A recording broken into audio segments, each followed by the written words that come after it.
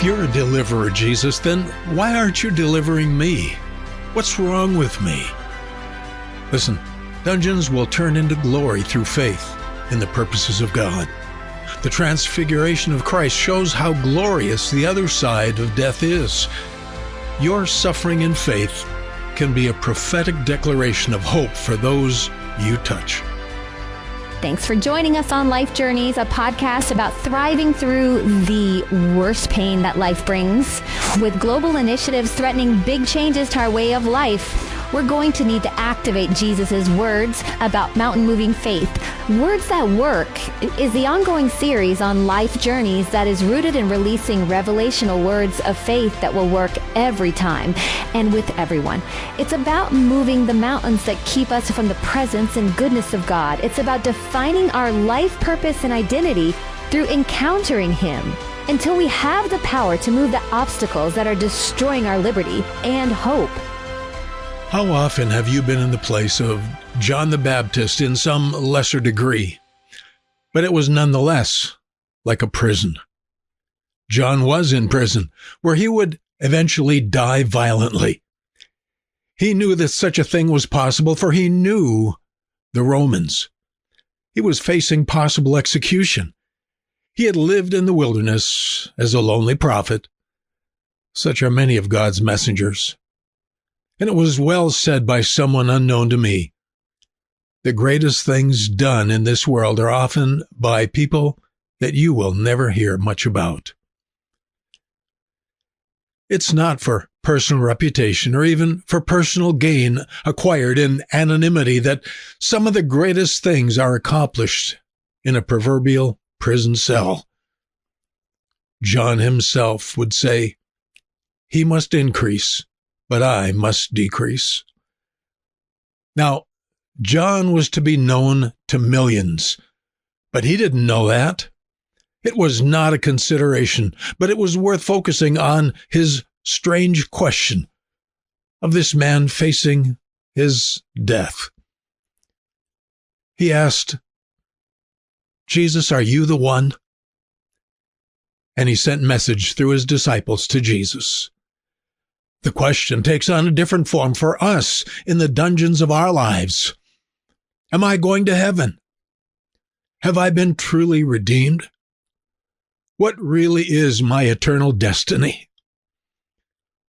Oh, it's so easy to say that we're Christians, we're born again, or we believe in Jesus, but every remotely possible loophole in our eternal ticket to heaven will come before us when procrastination is no longer on the table. In other words, when death is near, when you could die tonight, and then you don't assume anything.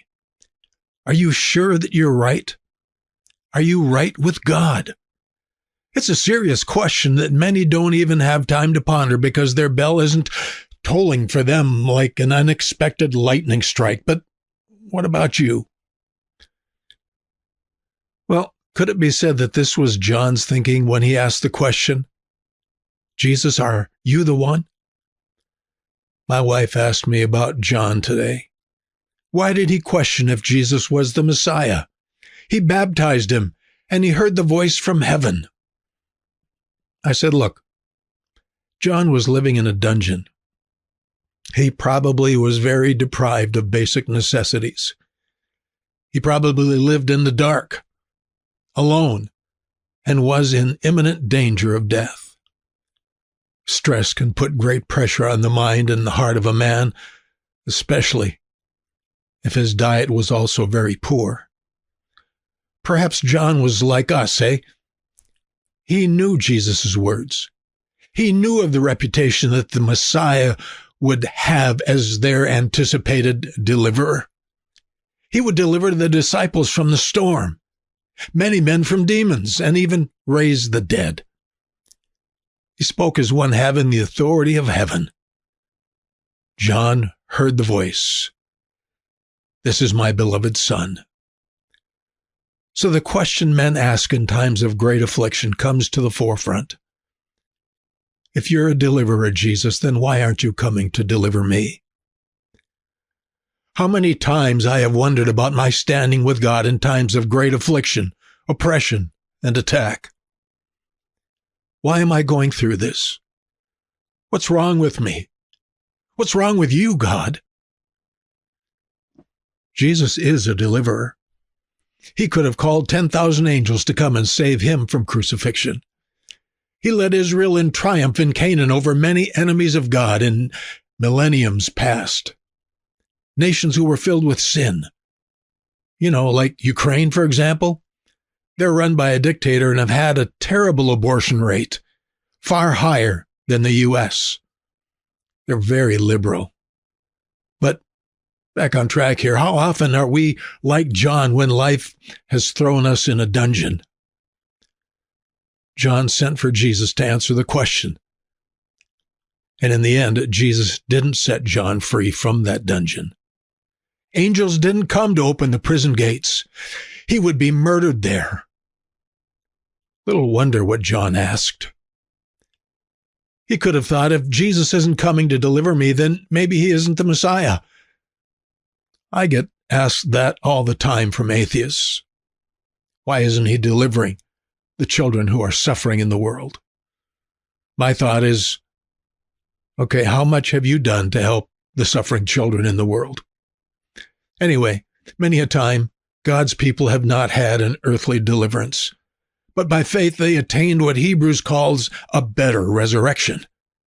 Let me tell you, every time you trust God in your prison cell of weakness, misery, accusation, or some other affliction, and maybe those days have stretched into many years like me, each day of resting in the love of God and His presence is laying up for you an eternal reward in heaven that shall never pass away. Life is not about our lives on earth. What we go through on earth does not define God. John could have thought he had done something wrong. Many a person has had to deal with that when life gets really hard, and in context here, John's disciples brought news of all the mighty works that Jesus was doing. And it was then that John asked if Jesus was truly the Messiah. We don't know why he asked, except for his circumstances being so poor. Jesus' answer to John's question was the same that John's disciples had originally told him.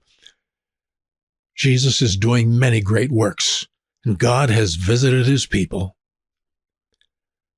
But Jesus didn't deliver John.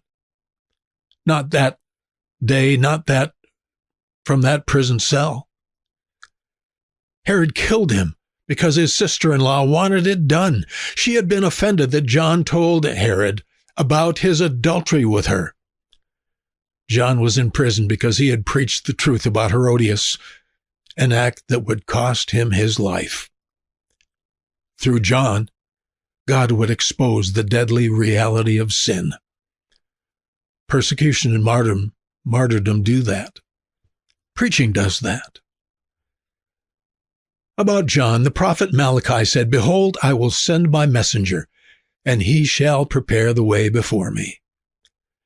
Isaiah spoke of him and said, "The voice of him that cries in the wilderness, prepare the way of the Lord. Make straight in the desert a highway for our God." After the question came, Jesus turned to the crowd and his disciples and said, "Elias is come already, and they knew him not, but have done unto him whatsoever they desired. Likewise also shall the Son of Man suffer of them." Then the disciples understood that he spoke unto them about John the Baptist. Jesus spoke this after he had been beheaded. Okay, so let's break all this down, and let's do it in light of the question John the Baptist asked in prison. Is he the Messiah? There was a lot more going on with John than we, or even they, realized. After John's disciples left Jesus, he turned to the crowd and basically said that this generation of people were acting like children. When John was preaching in the wilderness, he said, "What did you go there to see?" Matthew speaks of him when Jesus took some disciples up the mountain and was transfigured before them. Moses and Elias were seen with him. But now, consider this. The transfiguration was designed to show how glorious death was in the view of heaven. Jameson Fawcett Brown said, Jesus had gone up the mountain with them to pray. Thanks to God, transfiguring manifestations are not quite strangers in this place of prayer.